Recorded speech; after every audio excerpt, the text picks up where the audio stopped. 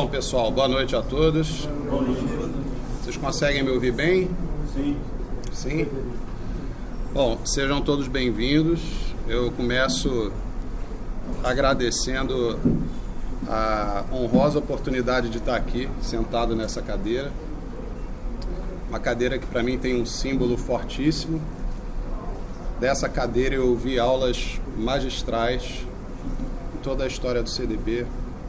O CDB tem, para mim, um significado especialíssimo no meu processo de conversão, de retorno à igreja, de vida intelectual, de relacionamento pessoal. Né? O CDB realmente, como o Bruno fala e muitos outros falam, é uma grande família, né? Em torno dos princípios que lhe norteiam. De modo que para mim é uma grande honra estar aqui agora e todos os erros e omissões pelos quais eu já me desculpo são de inteira responsabilidade minha e todos os méritos, sem dúvida alguma, serão do Espírito Santo soprando aqui no meu ouvido, tendo soprado já em algum momento, certo? Então, em primeiro lugar, o tema da aula, né, da palestra é Princípios e Fins da Verdadeira Educação. E por que essa palestra existe? Ela é, na verdade, uma adaptação da primeira aula que nós ministramos para a formação de professores católicos que estamos oferecendo aqui no Centro Dom Bosco. Então, eu vou contar um pouquinho dessa história para que vocês entendam de onde a coisa vem. Bom, meu nome é Luciano Pires, eu sou professor há mais de 20 anos, sou professor de educação básica, professor de física, trabalho na rede privada e na rede pública de ensino. Há professores aqui? Tem mais gente que trabalha com educação? Ok, bom. Então, quem trabalha com educação sabe do drama em que a coisa se encontra hoje, das grandes dificuldades, de um modo geral, de como a educação não atinge o seu verdadeiro fim. E, percebendo essa realidade, aqui no Centro Dom Bosco nasceu já há algum tempo uma ideia, ainda sendo trabalhada, mas na medida em que o Centro Dom Bosco se fortalece, famílias vão sendo formadas, crianças vão surgindo, então surge a natural preocupação. E essas crianças e esses filhos, que educação terão? Onde vão estudar? Né? Então, nada mais razoável que a gente pensar, sonhar com uma escola no futuro, enfim, se Deus assim o permitir. E pensando em cima disso, refletindo um pouco mais, nos vem em mente uma realidade já existente, que é a de professores católicos que já estão no mercado de trabalho, que já estão, por assim dizer, fora do seu habitat natural, até porque praticamente não há mais habitat natural para o professor católico. Os desafios que ele enfrenta, as enormes dificuldades, os pequenos martírios. Então, o nosso primeiro movimento foi o de atrair esses professores, concentrá-los aqui, para oferecer a eles, em primeiro lugar, uma realidade em que eles se reconhecessem. Essas pessoas estão isoladas por aí, a exemplo do que o CDB fez e faz. Quando eu vim para o Centro Dom Bosco, eu estava completamente isolado, desconfiado de uma série de erros do mundo, mas com poucas vozes próximas, ecoando, pensando as mesmas coisas. Então, pretendemos fazer algo parecido com os professores. Então, nós abrimos um cadastro, foi um grande sucesso, mais de 400 pessoas se inscreveram. Nós fizemos uma seleção de 50 e poucas, 53, e começamos assim, montamos uma programação de 12 aulas que está em curso, cuja primeira é essa aqui adaptada que eu vou apresentar hoje para vocês. Tá? Então, só para vocês terem uma noção melhor da motivação disso, eu tenho aqui as premissas dessa nossa formação de professores católicos, para que fique bem claro de onde a gente está partindo. E aí se pode ter uma ideia de onde a gente quer chegar.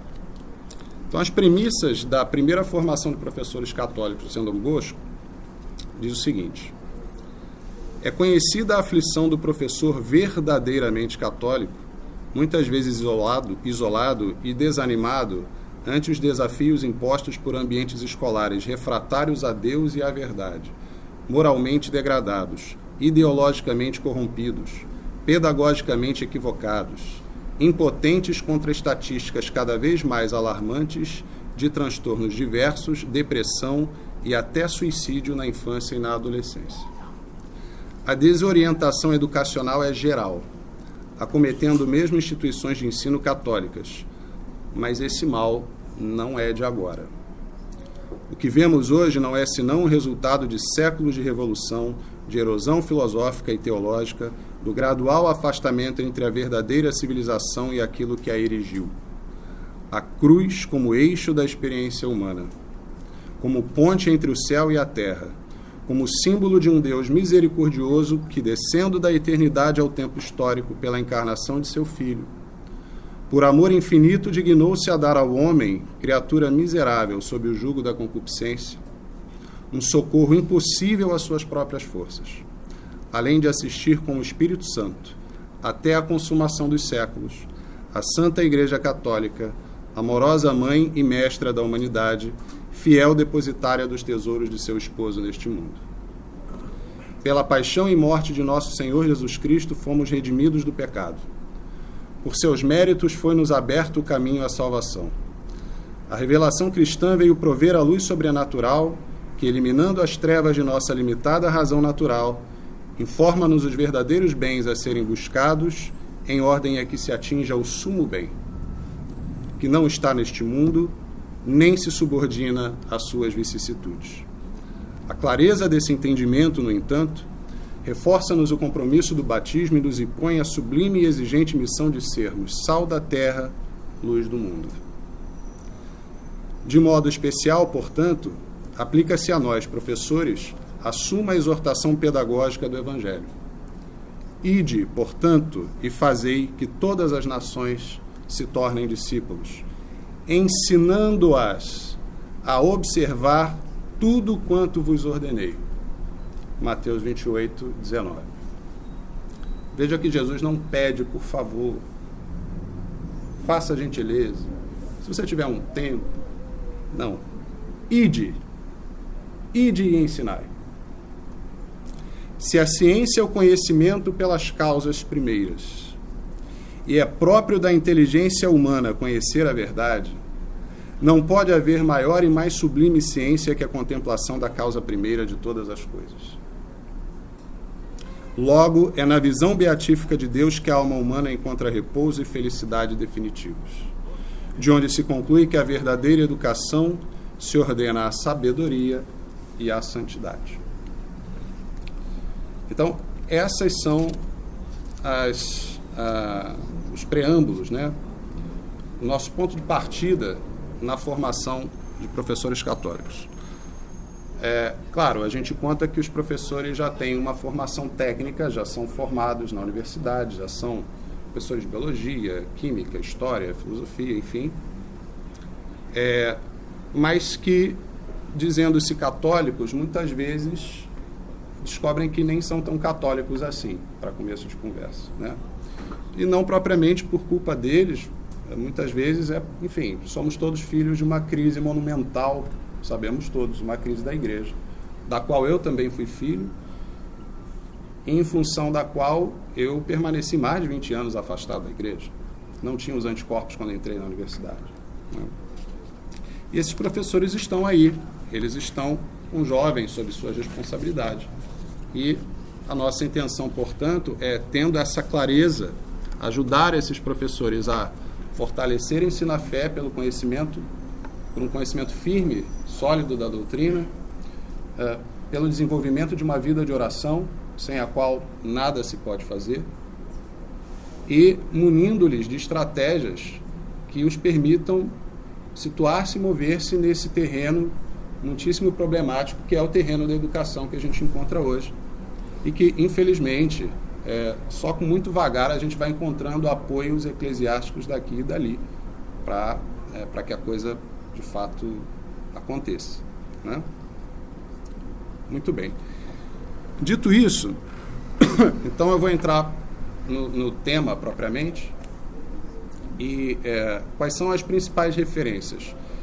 A principal referência magisterial é a encíclica do Papa Pio XI, de 1929, Divini Ilius Magistri, que é sobre a educação cristã, mas também a Educação segundo a Filosofia Perene, no que ela faz menção a São Tomás de Aquino. São Tomás de Aquino tem na Suma Teológica um belo tratado sobre a beatitude, em que aqui a gente pode encontrar um resumo e que no momento oportuno eu vou acessar e expor para vocês. As Escrituras, naturalmente, o Catecismo da Igreja Católica e também um vídeo muito interessante que eu recomendo, está no YouTube, que é um vídeo cujo título é O que é, afinal, Educação Católica, da professora Ivone Fedeli. Encontra-se no YouTube com facilidade. Ela é diretora do Colégio São Mauro, em São Paulo. Então, quem for assistir esse vídeo, inclusive, vai reconhecer muito do que eu vou colocar aqui. Tá? Eu faço, então, uma introdução apresentando esse documento fantástico, que é a Divini Ilius Magistri. Antes, no entanto, faço uma pequena contextualização histórica. Papa Pio XI ficou conhecido como Papa dos Acordos. Foi com ele que se resolveu, por exemplo, a questão romana, que se estendia desde o século XIX, em que os estados pontifícios foram reduzidos no processo de unificação da Itália. E como a Alemanha também se embrenhasse no seu próprio processo de unificação, a França retirou suas tropas que ficavam em Roma, dando cobertura à Santa Sé, e nisso Papa Pio IX se declarou cativo em Roma, prisioneiro.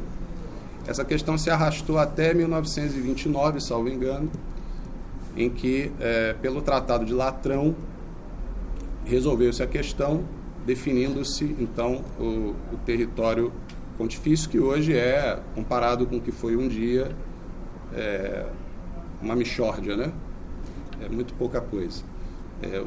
Os estados pontifícios remetem ainda aos anos 800, creio, quando Pepino Breve concedeu a Santa Sé uma vasta extensão de terra após uma vitória, salvo engano, contra os lombardos, na Península Itálica.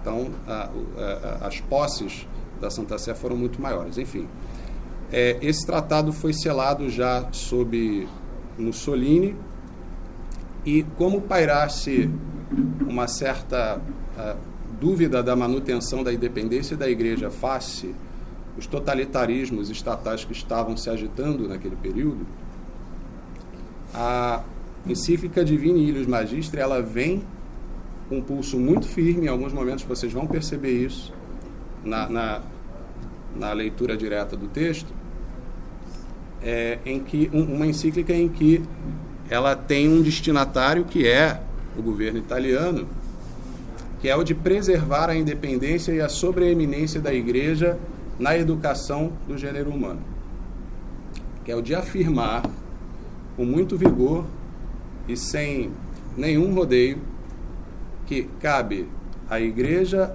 a sobreeminência na educação, como no âmbito sobrenatural cabe à Igreja conduzir as almas, que a família cabe em primeiro lugar o direito e o dever de criar e educar seus filhos, e que ao Estado e à sociedade civil cabe uma função subsidiária, complementar na educação do gênero humano. Então, a Divini Ilius Magistri, ela vem como um soco na mesa para dizer, olha, a Igreja está aqui, a Igreja existe e a Igreja tem o seu papel, e isso aqui precisa ser dito a respeito da educação. Muito bem. Então eu vou agora passar a palavra para Pio XI. Logo no começo da encíclica ele diz: Na verdade, nunca como nos tempos presentes se discutiu tanto acerca da educação. Por isso se multiplicam os mestres de novas teorias pedagógicas, se excogitam, se propõem e discutem métodos e meios, não só para facilitar, mas também para criar uma nova educação de infalível eficácia que possa preparar as novas gerações para a suspirada felicidade terrena. É que os homens criados por Deus, à sua imagem e semelhança, e destinados para Ele, perfeição infinita, assim como notam a insuficiência dos bens terrestres para a verdadeira felicidade dos indivíduos e dos povos, encontrando-se hoje, mais que nunca, na abundância do progresso material odierno, assim também sentem em si mais vivo o estímulo infundido pelo Criador, na mesma natureza racional, para uma perfeição mais alta, e querem consegui-la principalmente com a educação. Quer dizer, Pio XI aqui ele está apontando o seguinte: nós nunca vivemos uma era tão moderna, de tantas possibilidades materiais, tecnológicas, enfim. E, no entanto, algo falta. E esse algo que falta manifesta-se numa realidade secularizada pelo apelo à educação. Não é famoso o mantra, todos ouvem, a solução é a educação, o que falta é a educação, o problema é a educação. Educação como uma espécie de panaceia, que vez por outra é bradada por aí, embora normalmente não se dê o trabalho de definir que educação é essa, o que se pretende com essa educação, fala-se apenas em educação. E claro, isso não é, e com isso eu não digo que seja reprovável, é de algum modo a manifestação de uma saúde, na medida em que as pessoas percebem que algo falta. E, diante de um horizonte curto por várias razões, acaba que isso recai na educação. Então, de certo modo, sobrevive uma intuição de que pela educação passa a regeneração do ser humano. Ele prossegue. Todavia, muitos deles pretendem derivá-la, quer dizer, derivar a educação, da própria natureza humana e atuá-la só com as suas forças. Daqui o errarem facilmente nisto, pois que se concentram e imobilizam em si mesmos, atacando-se exclusivamente às coisas terrestres e temporais, em vez de dirigirem o alvo para Deus, primeiro princípio e último fim de todo o universo. Desta maneira, será a sua agitação contínua e incessante, enquanto não voltarem os olhos e os esforços para a única meta da perfeição. Deus, única meta da perfeição, Deus, segundo a profunda sentença de Santo Agostinho, criaste-nos, Senhor, para vós, e o nosso coração está inquieto enquanto não repousa em vós. É, portanto, da máxima importância não errar na educação, como não errar na direção para o fim último com o qual está conexa íntima e necessariamente toda a obra da educação. Na verdade, consistindo a educação essencialmente na formação do homem, como ele deve ser e portar-se nesta vida terrena, em ordem a alcançar o fim sublime para que foi criado, é claro que, assim como não se pode dar verdadeira educação sem que esta seja ordenada para o fim último, assim na ordem atual da providência, isto é, depois que Deus se nos revelou no seu Filho unigênito, que é único caminho, verdade e vida, não pode dar-se educação adequada e perfeita, senão a cristã. Que documento, não? Que redação. Daqui ressalta com evidência a importância suprema da educação cristã, não só para cada um dos indivíduos, mas também para as famílias e para toda a sociedade humana, visto que a perfeição desta resulta necessariamente da perfeição dos elementos que a compõem.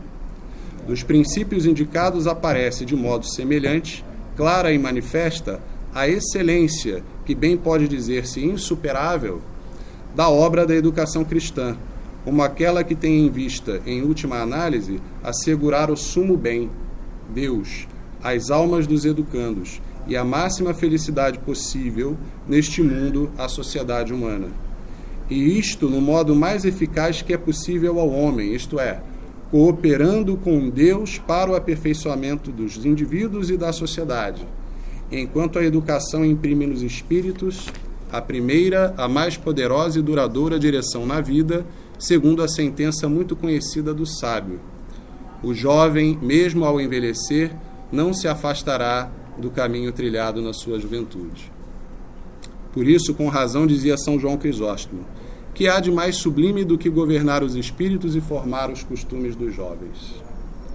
Mas não há palavras que nos revelem tão bem a grandeza, a beleza, a excelência sobrenatural da obra da educação cristã, como a sublime expressão de amor com a qual nosso Senhor Jesus Cristo, identificando-se com os meninos, declara: todo aquele que receber em meu nome um destes pequeninos, a mim me recebe. Então, Pio XI faz aqui uma grande exortação a que se retifique os parâmetros da educação, a que ela retome a sua verdadeira finalidade, né? A que ela se ordene ao fim último do homem. Bom, então, para a gente poder trilhar esse caminho, destrinchar isso aí, a gente precisa primeiro passar por algumas definições. Se a gente vai falar de educação, é importantíssimo que a gente defina o termo educação. E o termo educação, ele resulta da junção dos termos latinos ex, para fora, e ducere, conduzir, de onde derivam os termos docência, docente, etc. O docente é aquele que conduz. Ou seja, educar é conduzir o homem para fora de si mesmo. Para tanto, é preciso antes saber propriamente o que é o homem, por que ele precisa ser conduzido e para qual fim. Ok? Inclusive, a própria alcunha de Benito Mussolini era il duce, né? O condutor, certo? Aquele que conduz. Bom, um mau condutor, né? Diga-se. Então vamos lá. Quais são os princípios, né? O título da palestra são os princípios e os fins da verdadeira educação. Quais são os princípios ou pressupostos da verdadeira educação? Então, em primeiro lugar, a gente precisa responder o que é o homem e por que ele precisa ser conduzido para fora de si mesmo. O que é o homem? Fiquemos primeiro com o que nos alcança a razão natural.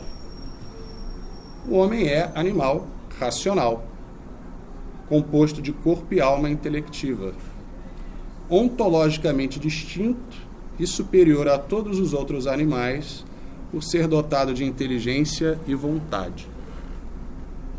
Bom, até aqui não precisa do verbo encarnado para a gente alcançar. Até aqui a razão natural chega, certo? Aristóteles já tinha chegado a essa conclusão. Já tinha chegado à conclusão, inclusive, de que Deus precisa existir. Embora o Deus aristotélico, muitos sabem, não seja, não encerre a definição que depois veio a se completar, né, de Deus com a revelação. Mas Aristóteles pôde chegar a algo a respeito de Deus. Pôde chegar a respeito de algo sobre o ser humano. Aristóteles já tinha chegado, inclusive, à percepção de que a alma é imaterial, sendo imaterial é necessariamente incorruptível, sendo incorruptível ela é eterna. Agora, o que acontece depois que a gente morre? Aí a coisa empaca um pouco, né? Bom, agora, depois das verdades naturais, ou trazidas pelo uso da razão natural, vamos às verdades da fé, reveladas.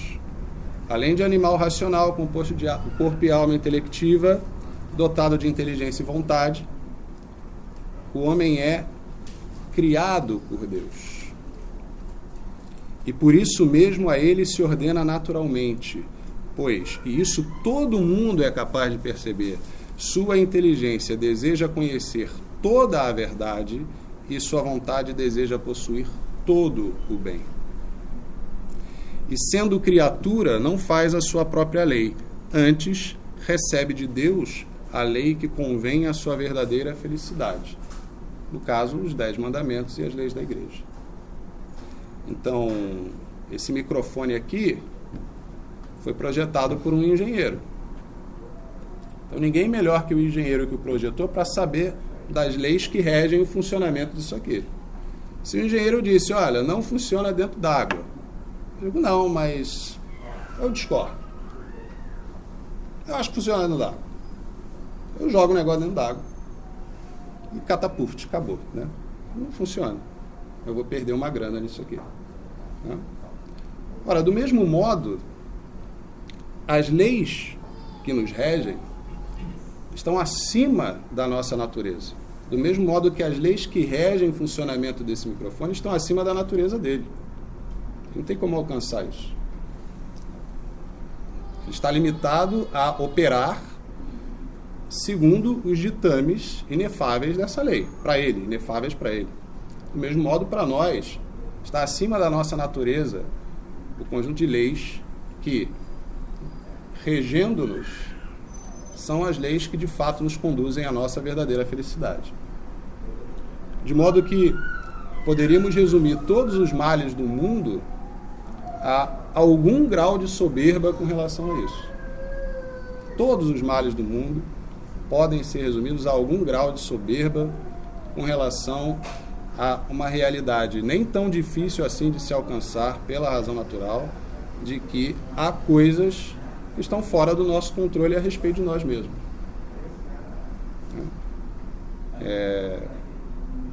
Eu não tenho como controlar a velocidade com que cresce o meu cabelo.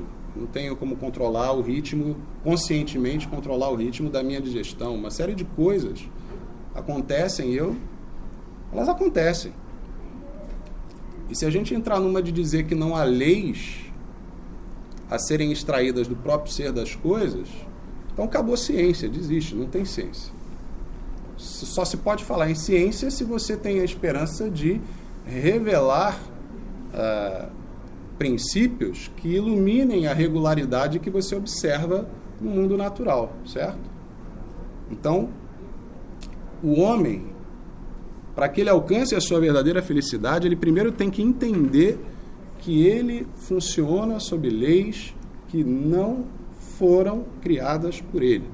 E hoje o que a gente mais vê é a radicalização dessa inversão. Quer dizer, o homem num voluntarismo selvagem, acreditando que é capaz de se determinar, acreditando que é capaz de dizer que o sexo que ele tem não é aquele sexo que ele tem, certo?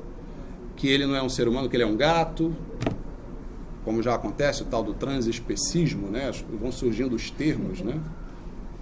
Então, todo esse tipo de loucura que pode ser mapeado a partir de algum grau de soberba com relação a essa realidade última.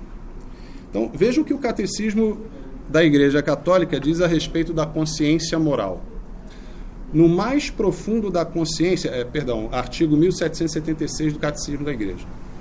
No mais profundo da consciência, o homem descobre uma lei que não se deu a si mesmo, mas a qual deve obedecer e cuja voz ressoa, quando necessário, aos ouvidos do seu coração, chamando-o sempre a amar e fazer o bem e a evitar o mal. De fato, o homem tem no coração uma lei escrita pelo próprio Deus. A consciência é o núcleo mais secreto e o sacrário do homem, no qual ele se encontra a sós com Deus, cuja voz ressoa na intimidade do seu ser. Então, mesmo as pessoas de vida mais dissoluta, muitas vezes passam por um momento inflexivo na sua vida em que ela percebe que algo está errado, que as coisas não se encaixam. Está inscrito no coração dela essa lei, né? Então, o homem é criatura de Deus e, portanto, não é autor das leis que podem conduzi-lo à sua felicidade. Isso é um ponto de partida, é um pressuposto para qualquer projeto verdadeiramente educacional. Segundo pressuposto, por que o homem precisa ser conduzido para fora de si mesmo? Por que ele precisa ser educado? Porque o homem é ferido pelo pecado original. Mesmo as crianças mentem, trapaceiam, cometem violência, atos de egoísmo, não é verdade?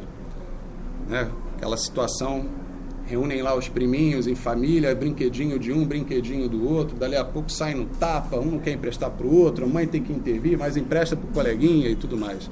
Então, mesmo ainda antes da idade da razão, já se manifesta em nós esse tipo de inclinação. Já está lá.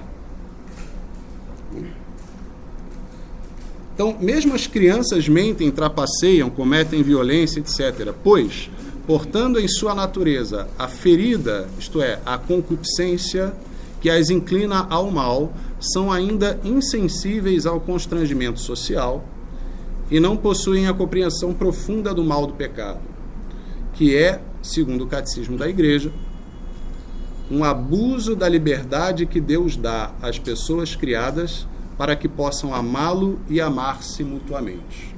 É assim que o Catecismo da Igreja define o pecado. O abuso da liberdade que Deus dá às pessoas criadas para que possam amá-lo e amar-se mutuamente. Então, há muito tempo o mundo vive sob a égide de uma definição liberal de liberdade. A liberdade é alçada a uma espécie de supravalor, né? De fim em si mesmo, absurdo dos absurdos. A liberdade jamais será fim, ela é meio. Ninguém é livre por ser livre, você é livre para algo, certo? E, no entanto, mentalidade liberal, uma manifestação inequívoca daquela soberba que me referi antes, ela nos faz crer nas fantasias mais loucas, nas ilusões as mais fadadas ao fracasso, de antemão, né? Então, vejam que enorme prejuízo no ambiente educacional o abandono da doutrina do pecado original. O que entrou no lugar dela foi o seu oposto. Quem nunca ouviu falar da autoestima como uma espécie de fetiche? Autoestima. Ora, nós que temos o privilégio da fé, sermos católicos, sabemos, ou deveríamos saber, que no que depender de nós mesmos, a gente não merece nada, a gente merece o inferno. Você é um miserável. Esse é o teu ponto de partida. Você é um miserável. Certo? E Deus te ama tanto que Ele veio da eternidade até você para te salvar, para se sacrificar por você. Então, no lugar disso, quer dizer, no lugar de eu ter consciência da minha verdadeira realidade, da minha verdadeira condição, e batalhar pelo auxílio divino da graça, para que eu ascenda dessa condição, para que eu supere o pecado, para que eu participe dos méritos de Cristo, da comunhão dos santos, para que eu cresça, para que eu me torne verdadeiramente humano? Não. No lugar disso, o que eu coloco? Eu coloco um ponto de partida que diz que a pessoa é maravilhosa.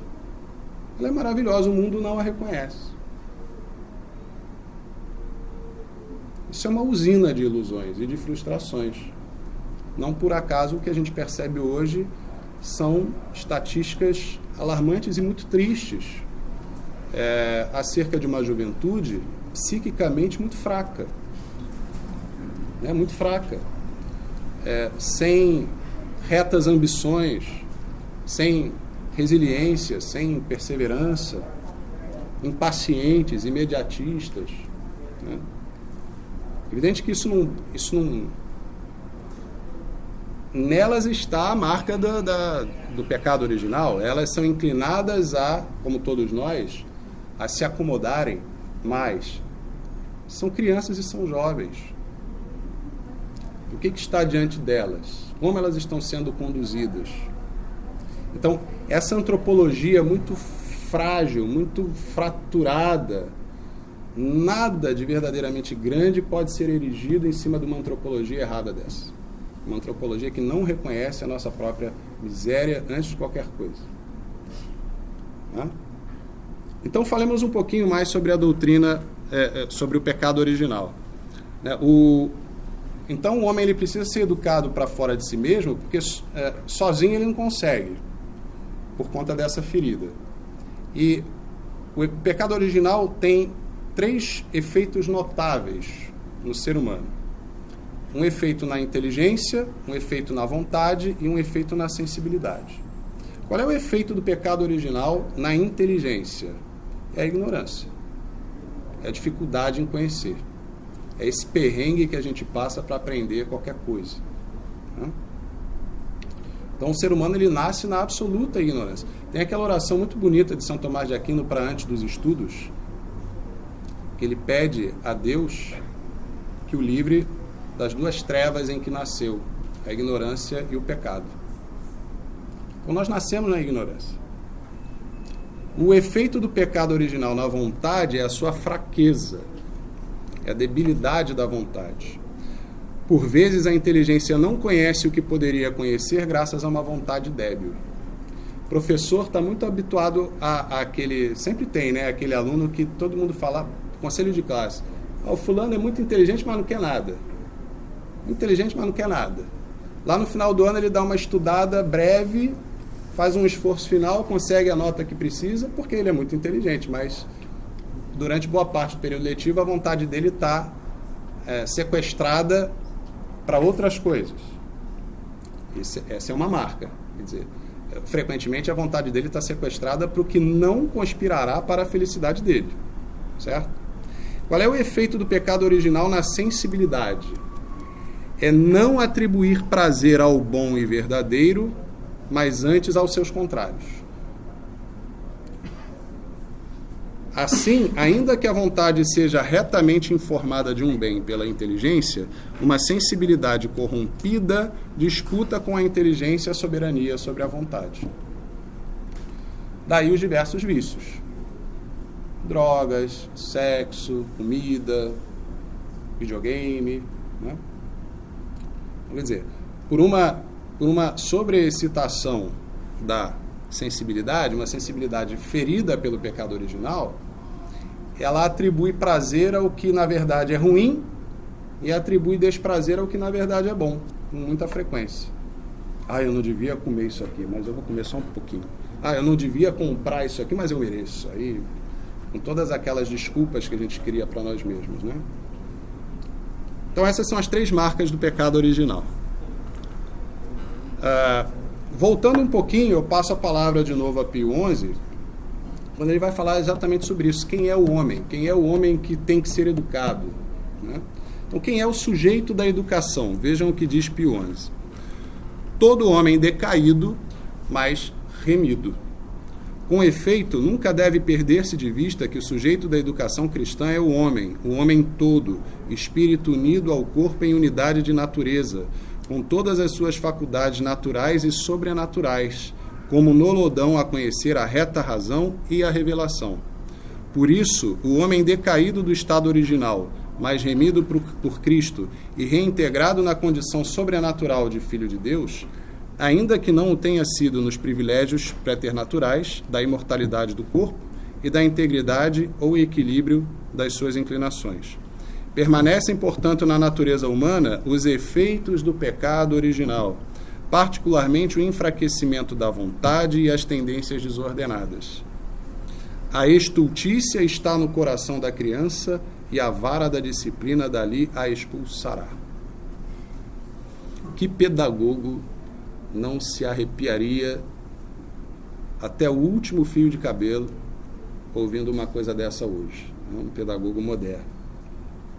Devem-se, portanto, corrigir as inclinações desordenadas, excitar e ordenar as boas, desde a mais tenra infância, e, sobretudo, deve iluminar-se a inteligência e fortalecer-se a vontade com as verdades sobrenaturais e os auxílios da graça, sem a qual não se pode nem dominar as inclinações perversas, nem conseguir a devida perfeição educativa da Igreja, perfeita e completamente dotada por Cristo, com a divina doutrina e os sacramentos, meios eficazes da graça. Então veja que Pio XI, como não poderia deixar de ser, ele apresenta o homem na sua completude. O homem, ele tem uma realidade natural e uma realidade sobrenatural. Ocorre que o homem, objeto frequente das pedagogias modernas, é um homem mutilado. É um homem sem a sua dimensão sobrenatural. Por isso bate-se tanto cabeça por aí. E justamente esse bater de cabeça, sobre ele também se pronuncia Pio XI. Falsidade e danos do naturalismo pedagógico. É falso, portanto, todo o naturalismo pedagógico que, na educação da juventude, exclui ou menospreza por todos os meios a formação sobrenatural cristã. É também errado todo o método de educação que, no todo ou em parte, se funda sobre a negação ou o esquecimento do pecado original e da graça, e, por conseguinte, unicamente sobre as forças da natureza. Tais são, na sua generalidade, aqueles sistemas modernos, de vários nomes, que apelam para uma pretendida autonomia e ilimitada liberdade da criança, e que diminuem ou suprimem até a autoridade e a ação do educador, atribuindo ao educando um primado exclusivo de iniciativa e uma atividade independente de toda a lei superior, natural e divina na obra da sua educação. Bom, aqui poderíamos falar especificamente do socioconstrutivismo, de correntes similares. Quer dizer, uma cosmovisão segundo a qual todo o processo educacional se desdobra a partir da natureza mesma, certo? E um certo equívoco muito frequente de conceder aos alunos e aos filhos uma liberdade imprudente na condução do seu processo. É muito comum em algumas famílias, crianças muito pequenas tomando decisões que elas não deveriam estar tomando ainda, escolhendo que roupa usar, escolhendo o que comer, escolhendo se quer ir ou não quer ir onde os pais devem ir, e assim por diante. As crianças não têm condição, elas não têm ainda esse discernimento, e é uma grave negligência dos pais acreditarem que essa criança tem condição de decidir essas coisas. Na verdade, o que acaba acontecendo é que ela se assoberba, ela, numa estrutura ainda muito incipiente, ela se assoberba de decisões que ela não tem estrutura para tomar e ela se desorienta. Ela acaba se desorientando. Eu lembro que, quando eu assistia a TV, há muito tempo, tinha na TV a cabo, tinha um programa, vocês devem conhecer, não sei, O Encantador de Cães. Lembram disso? Cara, frequentemente os problemas que... Era um sujeito que era chamado para resolver o problema de um cachorro que o dono não consegue resolver, né? O cachorro é desobediente, o cachorro, quebra as coisas dentro de casa, enfim, totalmente fora de controle. No final de todo o episódio ficava claro que o problema não estava no cachorro, o problema estava no dono do cachorro, que era o cachorro que humanizava o bicho, era o cachorro que projetava no bicho uma série de coisas que não existem no bicho, que aliás é um outro problema que a gente encontra hoje, né? É a elevação, a temerária elevação ontológica dos animais brutos, leia-se, meu pet é meu filho, e a não menos temerária e consequente redução ontológica do gênero humano. Para o meu pet tudo, mas eu posso abortar que está tranquilo. Certo? Então, esse nivelamento, ele é bestial, evidentemente. É o homem perdendo contato com aquilo que realmente o distingue na ordem do ser. Então, frequentemente, os problemas dos cães, na verdade, estavam nos donos. Os donos é que não se faziam líderes para os seus cães. Os donos é que não determinavam as regras. Os donos é que se subtraíam diante do bicho, né? Então, evidente, pelo que eu acabei de dizer, claro, ninguém aqui vai assumir que uma criança é como um cachorro, mas uma criança é um ser humano em desenvolvimento, com suas faculdades ainda incipientes. Então, cabe ao adulto que tem essas faculdades em ato promover a devida transição da potência ao ato. A educação é parte disso, o desdobramento das potências do homem. Bom, aí segue Pio XI. Diriam sim a verdade se com algumas daquelas expressões quisessem indicar, ainda que impropriamente, a necessidade cada vez mais consciente da cooperação ativa do aluno na sua educação, e se entendessem afastar desta o despotismo e a violência, a qual de resto não é a justa correção, mas não diriam absolutamente nada de novo e que a Igreja não tenha já ensinado e atuado na prática da educação cristã tradicional, à semelhança do que faz o próprio Deus com as criaturas, que chama a uma ativa cooperação, segundo a natureza própria de cada uma, visto que a sua sabedoria se estende com firmeza de um a outro extremo e tudo governa com bondade.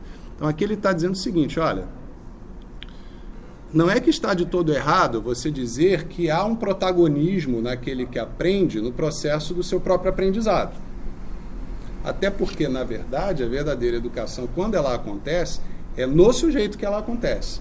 Então ele, de fato, precisa tomar posse daquilo que está ao seu alcance no seu próprio processo educativo.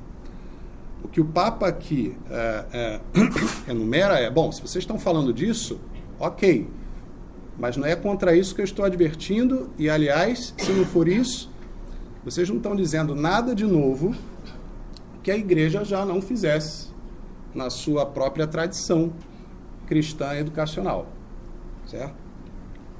Infelizmente, com o significado óbvio das expressões e com o mesmo fato, pretendem muito subtrair a educação a toda a dependência da lei divina.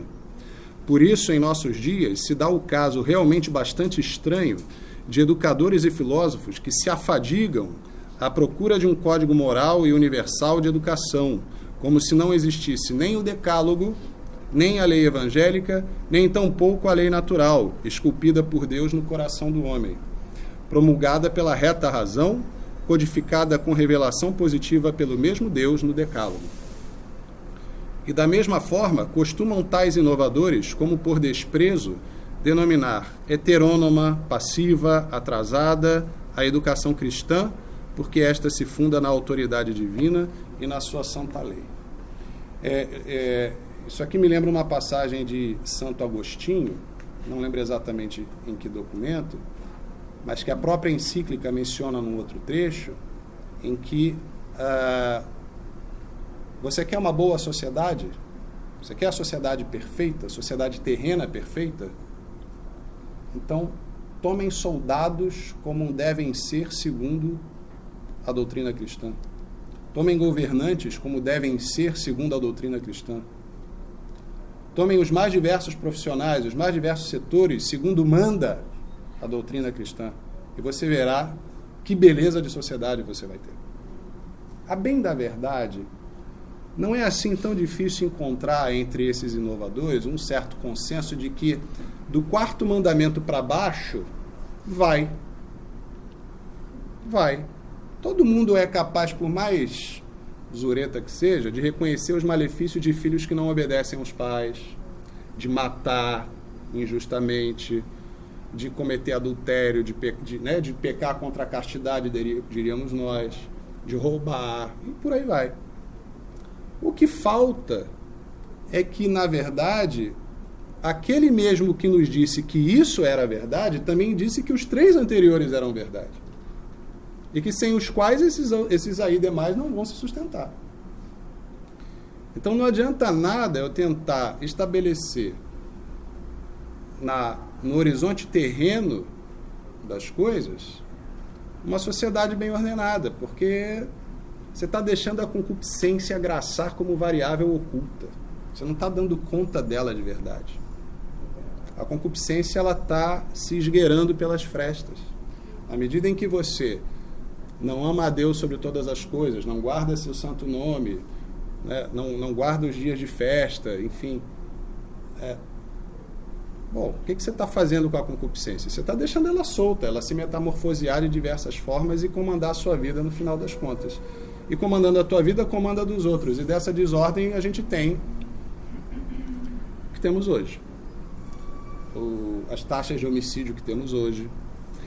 A violência sexual, que aqui eu vou concordar, a despeito de toda a manipulação que normalmente se faz desses dados, mas muito provavelmente as feministas estão certas quando acusam o aumento da violência contra a mulher. O problema está no reconhecimento da razão disso. O aumento da violência contra a mulher é claramente um resultado da própria radicalização do feminismo. Porque o homem se barbarizou na medida em que ele se convenceu de que ele não tem mais nada a ver com a mulher. Ele não tem mais obrigação nenhuma, ele não tem mais que se sacrificar por ela, ele não tem que protegê-la, certo? Ele dispõe de métodos contraceptivos para usá-las à vontade, como um pedaço de carne. Eles têm mais força física, no fim das contas, eles ocupam os cargos mais elevados, eles ganham os mais altos salários, e a mulher, coitada, muitas vezes iludida por uma anunciada liberdade, recusando-se a subordinar-se a um homem, subordina-se a vários. Daí que o patrão dela frequentemente é um homem, o credor dela, o dono do banco a que ela deve dinheiro, frequentemente é um homem, e por aí vai. E aí a gente pode ir desdobrando isso. E ela está sozinha, porque nenhum desses homens a veem na integridade da sua pessoa, na totalidade da sua pessoa. Nenhum deles guarda um vínculo profundo, um vínculo profundo para com ela. Ela é um número, se ela é uma empregada, amanhã ela pode não ser. Né? Se ela é uma devedora, eu vou lá sem dó nem piedade e tomo a casa dela. E assim vai. O homem, cada um se barbariza, na verdade, à sua maneira, né? As mulheres também, a gente tem percebido hoje as mulheres muito perdidas a respeito dos próprios atributos, né? Mas o homem barbarizado, evidentemente, ele fica muito pior que a mulher. Ele fica muito pior que a mulher.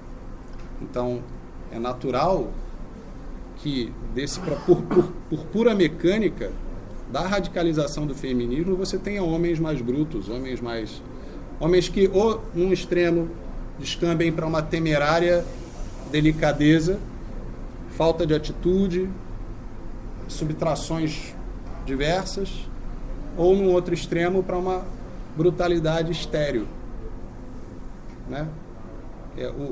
O ogro orgulhoso, aquela coisa do cara ser ogro e ter orgulho disso, e bater no peito. Na verdade, é um escravo, é iludido com relação à própria liberdade. Ele não sabe o que é masculinidade, ele não entendeu.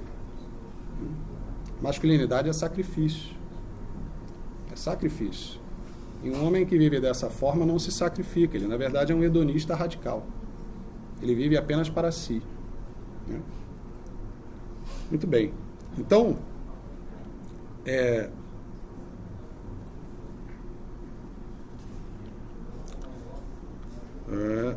estes inovadores iludem-se miseravelmente com a pretensão de libertar, como dizem, a criança, enquanto que antes a tornam escrava do seu orgulho cego e das suas paixões desordenadas, visto que estas, por uma consequência lógica daqueles falsos sistemas, vêm a ser justificadas como legítimas exigências da natureza pseudo-autônoma.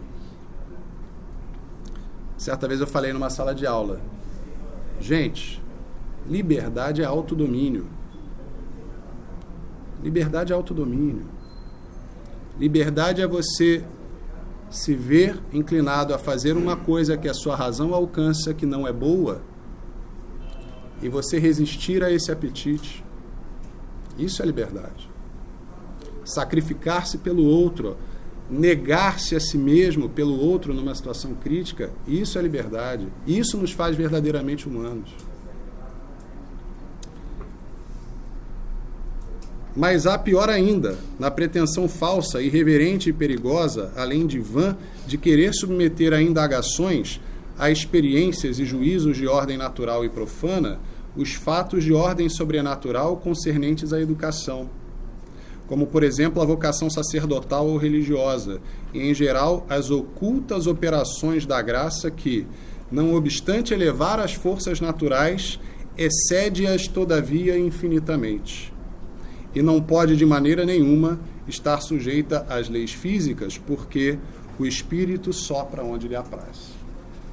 Então, boa parte desse ímpeto de liberdade, ele vem da crença de que a pessoa não está batendo continência para ninguém. Por ela não conseguir enxergar diante dela quem é o líder, quem é a origem das ideias que nela concorrem, ela se julga livre. Ora, é evidente que são pouquíssimas as pessoas capazes de conseguirem traçar até, ou desfazer o caminho até a origem das ideias que, concorrendo nela, governam sua vida. São raríssimas as pessoas que conseguem fazer isso. É uma absoluta minoria. De modo que a absoluta maioria do gênero humano vive da obediência, consciente ou inconsciente. Certo? Então, o que a igreja está fazendo aqui, nas palavras de Pio XI, é, na verdade, abrir o jogo. É ser muito franco. Olha, você sempre obedecerá a alguém. Você quer obedecer a alguém? Então obedeça a verdade. Está aqui a verdade. Não se iluda. Então, quantas e quantas pessoas, vejam aí nos meios artísticos, né? Seja no Brasil, seja em Hollywood, vez por outra você ouve uma notícia de um grande ator, de uma pessoa até muito talentosa, que comete suicídio, que pula de depressão em depressão, que entra e sai de clínica de reabilitação. Quer dizer, também eles são dotados de uma inteligência e uma vontade, uma inteligência que deseja conhecer toda a verdade, uma vontade que deseja possuir todo o bem. Ora, não é neste mundo que está toda a verdade e todo o bem. Então a pessoa vai pulando de satisfação em satisfação, de modelo em modelo, vai se consumindo, vai se destruindo. Por quê? Pela obstinada recusa em admitir acima de si algo a que obedecer. Pela obstinada recusa de baixar a cabeça. Uma criança, já na idade da razão, uma criança de 8, 10 anos, enfim, ela, ainda que já esteja na idade da razão, ela evidentemente não tem o desenvolvimento intelectual para alcançar a razão última de certas determinações que os pais impõem. Ora, o que o bom pai e a boa mãe fazem quando a negociação demonstra não chegar a lugar nenhum? Você vai fazer porque eu estou mandando. Pronto, e acabou. E há nisso muita saúde. Claro, salvaguardada aqui a realidade que o pai e a mãe estejam agindo de acordo com a reta razão, de acordo com a doutrina e tudo mais. Porque acima do quarto mandamento estão os anteriores. Então, ninguém é obrigado a obedecer o pai ou a mãe se o pai ou a mãe obrigam o filho a se insurgir contra Deus, contra a igreja, enfim. Mas, nessa incapacidade de entender o que os pais estão dizendo e na ordem que os pais, não obstante, sustentam contra a criança, há uma saúde enorme, porque não se pode esperar da criança que ela compreenda em toda a extensão o bem que o pai está fazendo naquela ordem. Você não vai fazer isso, pronto, e acabou. Um dia ele vai saber. Ora, e acima dos pais? A quem os pais devem abaixar a cabeça para que possam servir, inclusive, de exemplo para os filhos nesses momentos? É a igreja. Então, não é porque você se recusa a baixar a cabeça para a igreja, fundada por nosso Senhor Jesus Cristo, Ele próprio, que significa que você é de todo livre e que você não está abaixando a cabeça para ninguém. Certo? Então, normalmente passa por aí o problema, né? Bom, então falamos aqui dos princípios, né? Porque o que é o homem e por que ele precisa ser educado, conduzido para fora de si mesmo. Falemos agora então dos fins da verdadeira educação, né? Para qual fim o homem precisa ser conduzido? Bom, então existe o fim último do homem e existem os fins da educação. Quais são os fins da educação? São aqueles que, pelo conhecimento, formam a vontade do homem, ordenando-a à colaboração com a graça para a vida do espírito. Termo que em São Paulo, no grego, vai aparecer como pneuma. Certo? É interessante porque São Paulo, ele faz um acréscimo na antropologia natural. Quer dizer, se até Aristóteles diríamos que o homem tem corpo e alma, São Paulo vai dizer que nós temos corpo, alma e espírito. Certo? Então, colaboração com a graça para a vida do espírito, a santidade, fins da verdadeira educação são aqueles que pelo conhecimento formam a vontade do homem, ordenando-a à colaboração com a graça para a vida do espírito, a santidade, que é a configuração a Cristo, que é a contemplação final e eterna do Logos, fim último do homem. Bom, por que essa contemplação é o fim último do homem? Aí a gente recorre a São Tomás de Aquino. E aí, naquele tratado dele sobre a beatitude, é muito interessante porque ainda acompanhando Aristóteles em grande medida e usando a razão natural, ele vai derrubando um por um aqueles candidatos à felicidade última do homem. Então, por exemplo, ele diz que a felicidade, ele conclui que a felicidade não pode ser a deleitação corporal, no que se inclui, enfim, o sexo, a comida, enfim, satisfações do corpo em geral. Não é este o caso, porém, das deleitações da comida e da vida sexual. Estas são comuns aos homens e aos animais brutos. Nelas, o homem não realiza a sua perfeição enquanto homem. Elas não se seguem, ademais, aquilo que há de mais nobre no homem, que é o intelecto, pois são prazeres que derivam do uso dos sentidos. Não podem, portanto, ser o fim último da vontade humana. A gente tem hoje todo... Tá bom. Pausa. Só tomar um gole.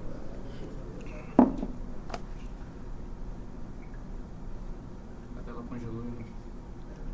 Pode voltar. Então, hoje a gente vê toda essa coisa da ideologia de gênero, por exemplo, que é uma praga absolutamente irracional.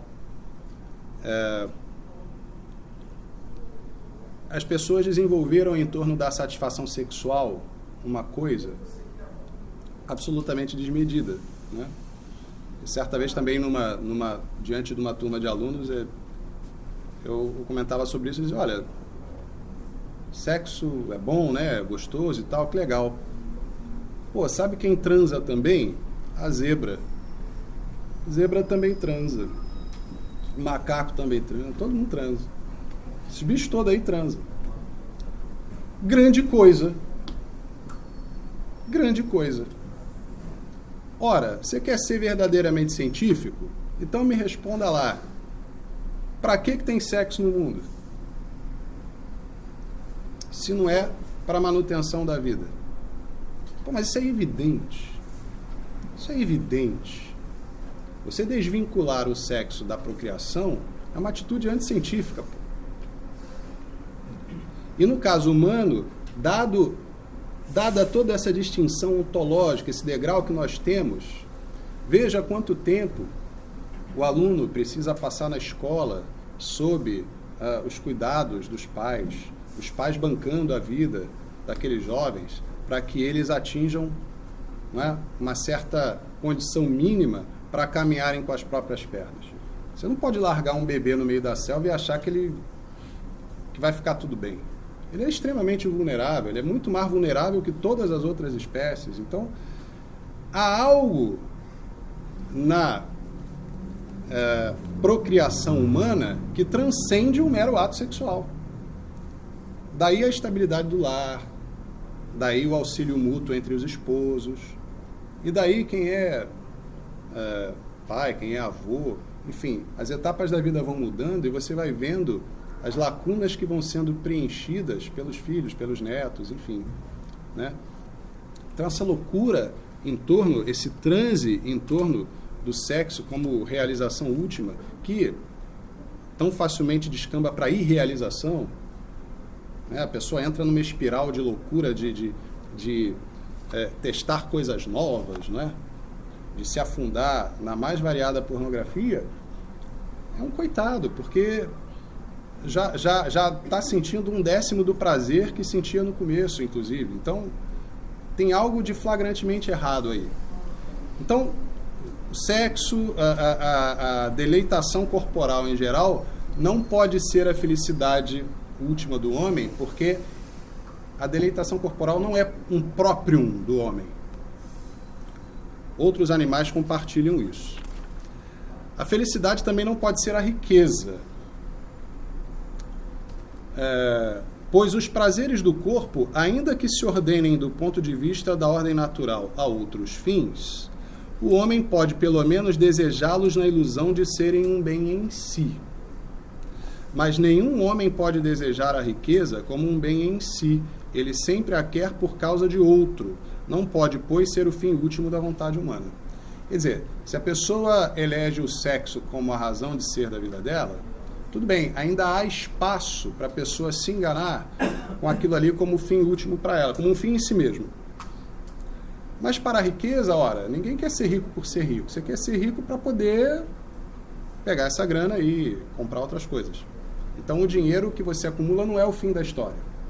Ora, se ainda tem mais, não pode ser o fim último, certo? A felicidade também não pode ser a operação da arte. Acho que traduzindo para a nossa realidade hoje, sei lá, o sujeito que faz do trabalho a vida dele. Ele domina uma arte, um ofício, vive para aquilo, né?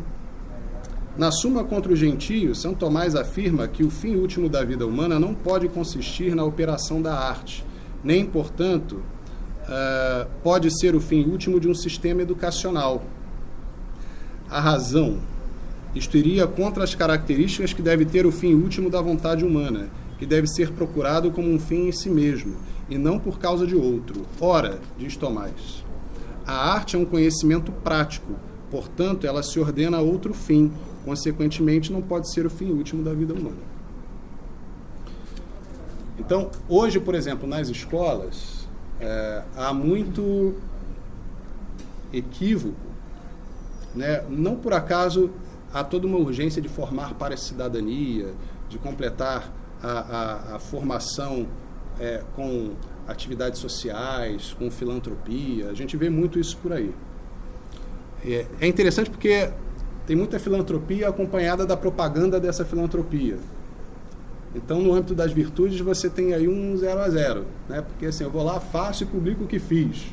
E participo do concurso e ganho o concurso para dizer que eu fiz mais que o outro. Então, quer dizer, no âmbito das virtudes, tem alguma coisa aí muito mal equilibrada. Mas, a despeito de todas essas ações que não são em si mesmas reprováveis, existe uma certa autoindulgência no sentido de fazer crer que a escola não está servindo prioritariamente à formação de mão de obra. Advogado também é mão de obra, médico também é mão de obra. Então, é colocação profissional, né? Então, assim, todo mundo vai se sentir mal de dizer que a escola prepara só para o vestibular e coisa e tal. Não, a escola também faz isso aqui, mas tudo leva a crer, quando você frequenta o ambiente, que o que na verdade move a coisa olha, o sistema educacional ele se perdeu a tal ponto que ele Na verdade, se perdeu há muito tempo, não é de agora. Desde o processo de industrialização na Europa, já no século XIX, a educação de massa ela surge como um fenômeno, justamente para quê? Para formar o cidadão, que é aquele sujeito que servil ao Estado, e também a mão de obra que vai, enfim, alavancar economicamente aquele país. Isso se metamorfoseou na superfície, mas em essência não mudou muito. Não mudou muito. Na prática, todo o sistema educacional ele continua, até porque quem pilota a educação hoje são os globalistas. A educação hoje ela está sendo operada mundialmente por grandes fortunas pessoais, por economistas, enfim. Então, na verdade, a educação ela tem aí alguns apetrechos que nela se instalam, mas, em essência, ela continua servindo para a colocação profissional. Também é dito que a educação, ou melhor, que a felicidade não pode ser a riqueza, não pode ser a operação da arte e também não pode ser a operação das virtudes morais. Vejam só que interessante. A resposta de Santo Tomás é bastante clara. A felicidade e o fim último da vontade humana não podem consistir nas operações das virtudes morais, nos atos da vida civil. A razão. O fim último da vontade humana não pode ser ordenado, se for último, a nenhum outro fim. Ora, todas estas operações das virtudes morais se ordenam, por sua vez, a algum outro fim, o que é evidente nas operações da virtude da fortaleza, que diz respeito às operações da guerra, pois elas se ordenam à vitória e à paz, e aquele que guerreasse apenas por guerrear seria um idiota. E aí ele vai além. Isso significa que a educação que tem como fim último a formação da cidadania, a aquisição de virtudes cívicas ou militares, etc., também ela é uma educação que ignora as aspirações últimas do homem, e quando mostrarmos mais adiante a concordância entre o fim último da vontade humana com a ordem natural, poderemos dizer que a educação cujo objetivo último é a formação do cidadão é também, segundo Tomás de Aquino, incoerente com a disposição do cosmos. Então, nós aqui, creio eu, que a maioria fizemos uma opção nas últimas eleições presidenciais, que era a opção que nos restava, né? Um nível maior ou menor de convicção.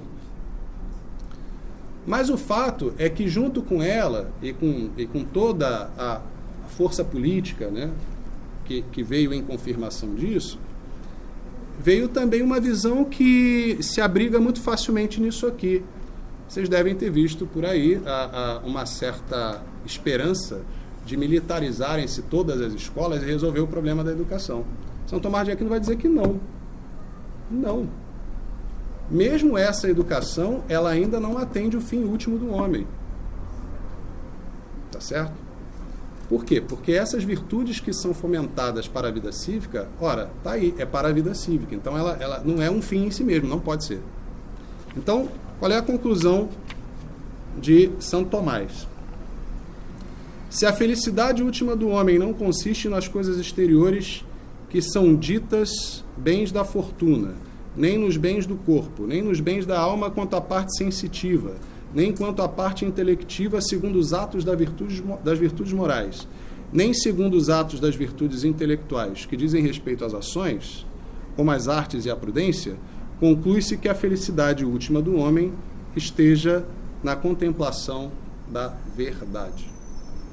Esta é a única operação do homem que é própria apenas de si e que não é comum a nenhum outro. Até aqui, a razão natural é capaz de chegar. Aí vem a revelação. Bem, a razão natural diz que o fim último do homem é contemplar a verdade. Daí vem a revelação que diz: eu sou o caminho, a verdade e a vida. Certo? Então, é esse aporte que a revelação vai fazer e estabelecer para nós um fim último que nós não seríamos capazes de alcançar. Seríamos capazes de alcançar que o fim último do homem é a contemplação da verdade. mas o que é essa verdade, que essa verdade é uma pessoa, isso coube a revelação. Certo? Então, eis o fim último do homem. E não é verdadeira educação se não opera para que o homem atinja esse fim. Tá? Para que atinja esse fim, vimos que a educação precisa, pelo conhecimento, formar a vontade do homem. Isso é apresentado, então, em 3 níveis: o conhecimento adequado de si mesmo, o conhecimento adequado do mundo e o conhecimento adequado de Deus. Conhecimento adequado de si mesmo: qualidades, defeitos, origem familiar. A virtude é adquirida por meio do hábito, tanto quanto por este consolidam-se também os vícios. É notória a dificuldade em educar e mudar os hábitos dos mais velhos. Isso todo mundo percebe, né?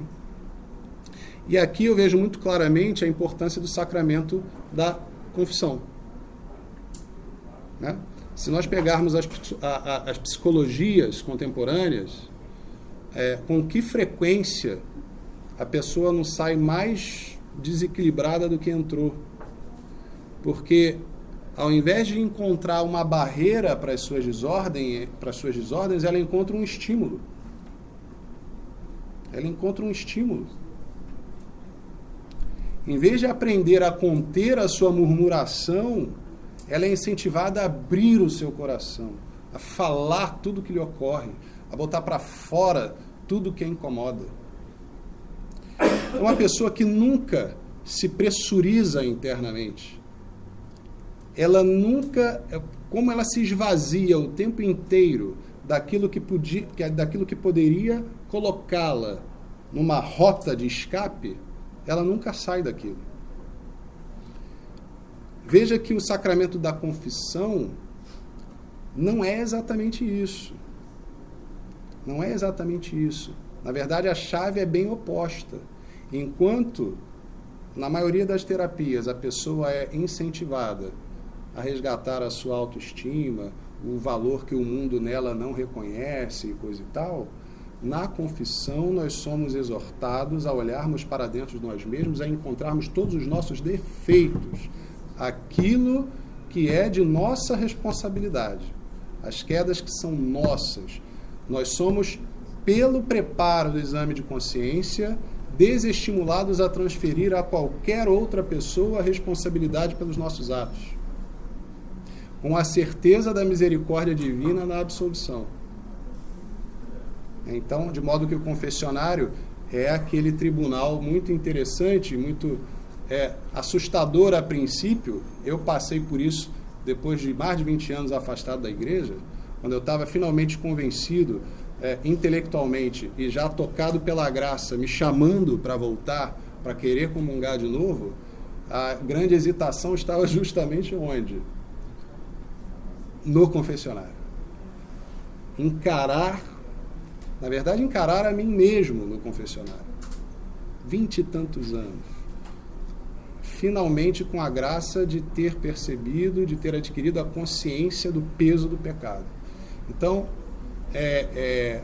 vejam que saúde espiritual e psíquica, que é uma consequência natural. Se a pessoa é bem orientada, bem instruída no processo da confissão, no exame de consciência, no propósito, no arrependimento, e depois no cumprimento da penitência, com devoção, os frutos espirituais eles vêm e não demoram a vir. Vem na forma do fortalecimento contra aqueles pecados, vem na forma de um autoconhecimento mais consistente, né? Vem numa maior disposição de ajudar os outros a não pecar. Tudo isso vem, né? Então, a confissão é algo muito distinto, apesar de ser também um lugar em que você abre a boca para falar, do divã, vamos colocar assim. É algo muito distinto, né? No divã você não vai para se acusar, muitas vezes. Assim, a justiça seja feita, né? Não estou dizendo aqui que você tem que pegar toda a psicologia contemporânea e jogar no lixo. Não é isso que eu estou dizendo. Mas é que nos princípios falta essa dimensão sobrenatural do homem. Falta a consciência de que o homem por si só não se pode retirar da condição em que ele está. Então ele precisa ser humilde. Ele precisa ser humilde e reconhecer de modo radical, reconhecer-se de modo radical como autor das suas faltas. Então é muito fácil. Hoje, as gerações mais novas, com que facilidade transferem responsabilidades, com que facilidade reivindicam direitos, com que facilidade se isentam de culpa, com que facilidade botam 1000 vírgulas para justificar as suas atitudes. Isso é muito comum. Né? Não que entre nós também não seja, mas assim, é algo facilmente perceptível nas gerações mais novas. Conhecimento adequado do mundo. As ciências apontam para a restauração da dignidade do homem na medida em que o reaproximam de seu estado anterior ao pecado original, após o que perdeu a imortalidade. A medicina, a farmácia, restabelecimento da saúde física e a arquitetura, proteção contra intempéries, são exemplos. Segundo São Boaventura, Deus detém a autoria de 2 livros, tendo escrito a Bíblia para auxiliar o homem por sua perda de facilidade em ler o livro do mundo, que é a natureza. Diz São Paulo na carta aos Romanos: as qualidades invisíveis de Deus se fizeram visíveis depois da criação.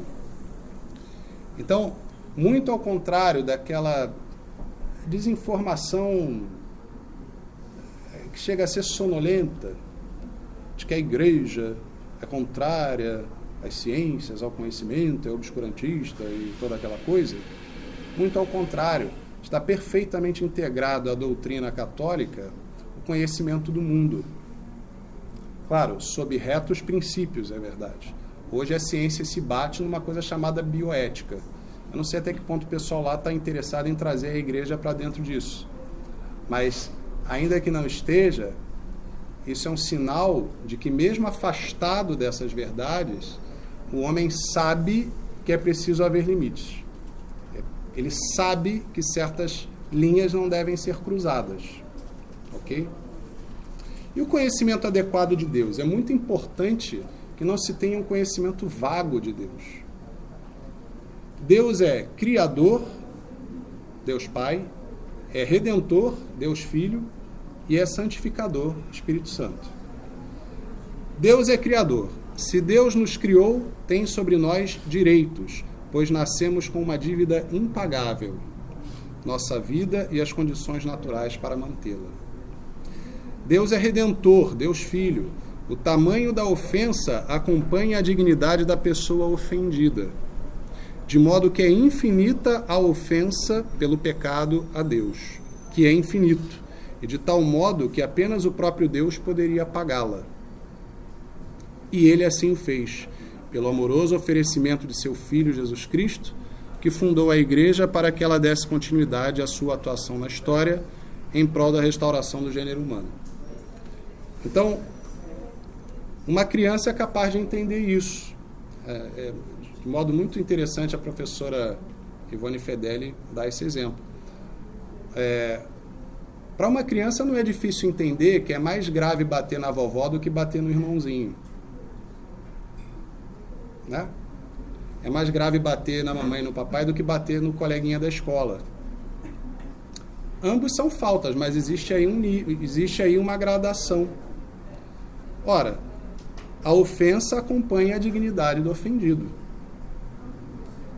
O pecado é uma ofensa a Deus, uma ofensa, portanto, impossível de pagarmos por nossas próprias forças. E, no entanto, Deus não nos abandonou à nossa própria sorte.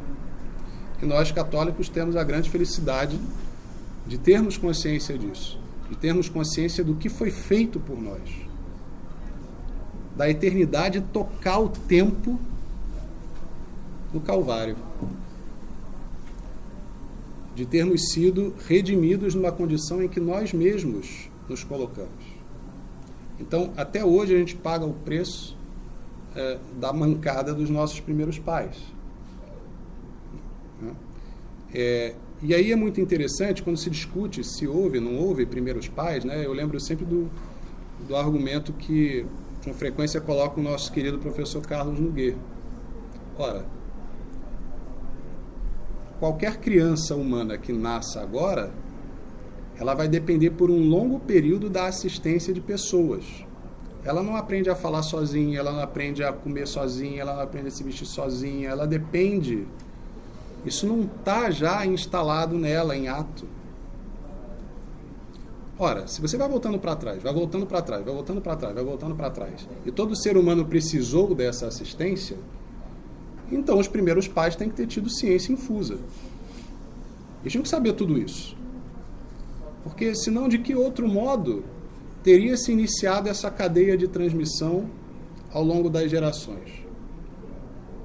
Né? Então, conquanto a narrativa da criação, do Gênesis, né, seja algo, né, e a própria leitura da Bíblia, ela tem aqueles níveis de leitura que a gente sabe, o fato é que há uma verdade ali. Há uma verdade. Houve primeiros pais. E algo aconteceu com esses primeiros pais que, perdendo, nós, o gênero humano, perdendo esse contato direto com Deus, aquela amizade original com Deus, a gente caiu nesse perrengue todo, que agora tem que ralar para aprender. Antes eu não precisava, Deus estava ali. Para que eu preciso fazer ciência se eu estou diante da causa primeira de todas as coisas? No que eu caio, no que eu me coloco fora dessa amizade, por soberba, por desobediência, eu caio nessa escuridão toda. E isso é o que é o mais lindo, é a história de amor mais bela que existe. A de um Deus que se fez homem para salvar esse gênero arredio, que somos nós. Por fim, Deus é santificador. É pelo desenvolvimento da intimidade com Deus, vida de oração, penitência e sacramentos, que o homem se abre à graça santificante que lhe retifica a vontade em ordem à salvação. Então, eu já estou perto aqui de concluir. Falamos dos fins da verdadeira educação.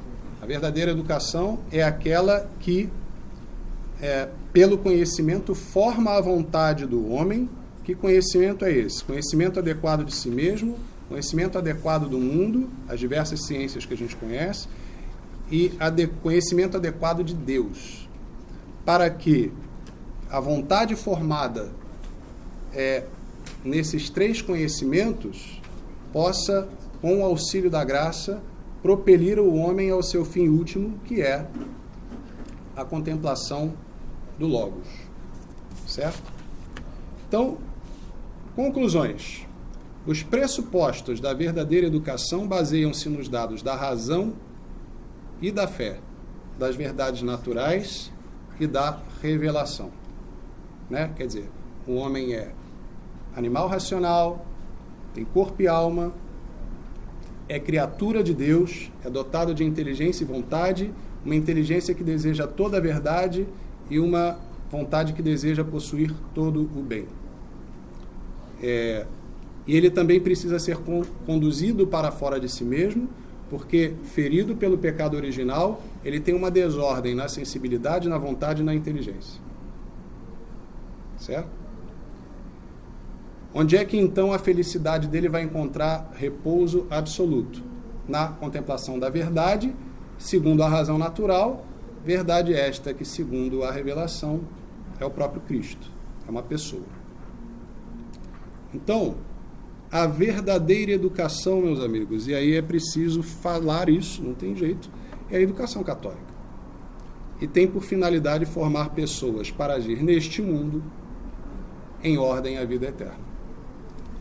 Então, é a Igreja, com todos os seus altos e baixos, com todo o histórico de papas que teve, né? Muito se fala da crise que a Igreja vive, do clero e tudo mais, mas quem se debruça um pouquinho sobre a história da Igreja e toma conhecimento de coisas que já aconteceram, de papas que já tivemos, de interferência do poder civil na Igreja, e a Igreja não caiu, ela está aí. Então eu não vejo prova maior do que isso não vejo nada maior do que isso na condição de prova de que, de fato, a Igreja de Cristo é assistida pelo Espírito Santo. Né? E que só vai acabar quando Deus, de fato, quiser. Então, cabe a nós fazermos a nossa parte, cabe a nós resgatarmos essas verdades, batalharmos para que a educação ela volte a respirar a fragrância cristã em todas as suas etapas, em todas as suas instâncias, tanto no estabelecimento dos princípios e dos fins, como na escolha dos métodos, né? Para que combatamos o bom combate, que esse é o nosso papel. Né? Então, eu queria encerrar agora com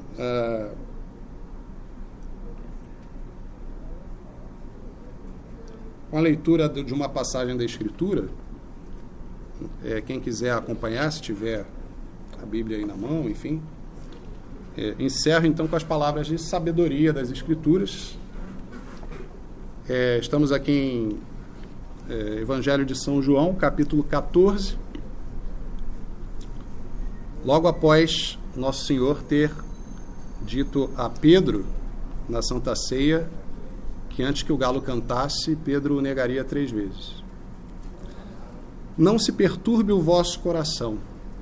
Credes em Deus, crede também em mim. Na casa de meu Pai há muitas moradas. Não fora assim, e eu vos teria dito, pois vou preparar-vos um lugar. Depois de ir e vos preparar um lugar, voltarei e tomar-vos-ei comigo, para que, onde eu estou, também vós estejais. E vós conheceis o caminho para ir aonde vou. Disse-lhe Tomé: Senhor, não sabemos para onde vais. Como podemos conhecer o caminho? Jesus lhe respondeu: Eu sou o caminho, a verdade e a vida. Ninguém vem ao Pai senão por mim. Se me conhecesseis, também certamente conhecerias meu Pai. Desde agora já o conheceis, pois o tendes visto. Disse-lhe Filipe: Senhor, mostra-nos o Pai, e isso nos basta. Respondeu Jesus: Há tanto tempo que estou convosco e não me conheceste, Filipe? Aquele que me viu, viu também o Pai. Como, pois, dizes, mostra-nos o Pai. Não credes que estou no Pai e que o Pai está em mim? As palavras que vos digo, não as digo de mim mesmo, mas o Pai que permanece em mim é que realiza as suas próprias obras. Crede-me, estou no Pai, e o Pai em mim. Crede-o, ao menos por causa destas obras. Em verdade vos digo, aquele que crê em mim fará também as obras que eu faço, e fará ainda maiores do que estas, porque vou para junto do Pai. E tudo o que pedirdes ao Pai em meu nome, vô-lo farei, para que o Pai seja glorificado no Filho. Qualquer coisa que me pedirdes em meu nome, vô-lo farei. Se me amais, guardareis os meus mandamentos. E eu rogarei ao Pai, e ele vos dará outro Paráclito, para que fique eternamente convosco. É o Espírito da verdade, que o mundo não pode receber, porque não o vê nem o conhece. Mas vós o conhecereis, porque permanecerá convosco e estará em vós. Não vos deixarei órfãos, voltarei a vós. Ainda um pouco de tempo e o mundo já não me verá. Vós, porém, me tornareis a ver, porque eu vivo e vós vivereis. Naquele dia conhecereis que estou em meu Pai, e vós em mim, e eu em vós. Aquele que tem os meus mandamentos e os guarda, esse é que me ama. E aquele que me ama será amado por meu Pai, e eu o amarei e manifestar-me-ei a ele. Que em tudo seja Deus glorificado. Obrigado.